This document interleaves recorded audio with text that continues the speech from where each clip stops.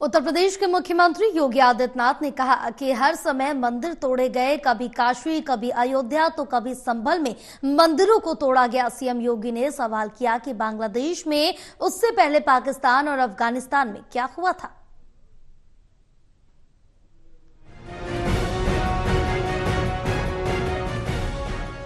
उत्तर प्रदेश के मुख्यमंत्री योगी आदित्यनाथ ने कहा कि हर समय मंदिर तोड़े गए, कभी काशी, कभी अयोध्या तो कभी संभल में मंदिरों को तोड़ा गया। सीएम योगी ने सवाल किया कि बांग्लादेश में उससे पहले पाकिस्तान और अफगानिस्तान में क्या हुआ था।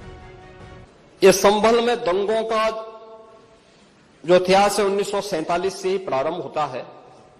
1947 में एक मौत होती है, 1948 में 6 लोग मारे जाते हैं,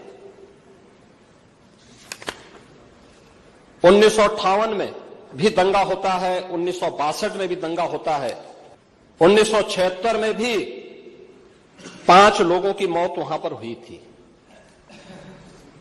और 1978 में 184 हिंदुओं को सामूहिक रूप से जला दिया गया था। 184 हिंदुओं को हत्या हुई थी, हिंदुओं की हत्या हुई थी और जलाया भी गया था और 184 हिंदू मारे गए थे वहां। उत्तर प्रदेश के मुख्यमंत्री योगी आदित्यनाथ ने मंदिर मस्जिद मुद्दे को लेकर बड़ा बयान दिया। सीएम योगी ने अयोध्या में कहा कि विश्व मानव सभ्यता को बचाना है तो सनातन का सम्मान करना होगा। सारे ऋषि मुनियों ने हजारों वर्ष पहले वासुदेव की दुनिया के अंदर सनातन धर्म ही ऐसा धर्म है जिसने हर मत मजहब को विपत्ति के समय शरण दी। सीएम योगी ने आगे कहा कि कभी ऐसा हिंदुओं के साथ हुआ है, क्या हुआ बांग्लादेश में, उससे पहले पाकिस्तान और अफगानिस्तान में क्या हुआ था। कभी काशी विश्वनाथ धाम, कभी अयोध्या में, कभी संभल में कल की अवतार की हरिहर भूमि तो कभी भोजपुर में हर समय हिंदुओं के मंदिर को तोड़ा गया। बता दें कि मंदिर मस्जिद मुद्दे को लेकर सीएम योगी पहले से ही मुखर रहे हैं। हाल ही में उन्होंने संभल हिंसा को लेकर कहा था कि संभल में 1947 से लेकर अब तक 209 हिंदुओं की निर्मम हत्या की गई। जो लोग आज संभल में मारे गए लोगों के लिए घड़ियालू आंसू बहा रहे हैं। उन्होंने इन हिंदुओं के लिए कभी 2 शब्द नहीं कहे। उन्होंने कहा कि संभल हिंसा में शामिल एक भी दोषी नहीं बचेगा। सीएम ने इस दौरान संभल में अब तक हुए दंगों का पूरा इतिहास भी याद दिलाया। ये लगातार इस सिलसिला चलता रहा 1947 से लेकर के अब तक 209 हिंदुओं की निर्मम हत्या वहां हुई है संभल के अंदर, 209 हिंदुओं की। और एक भी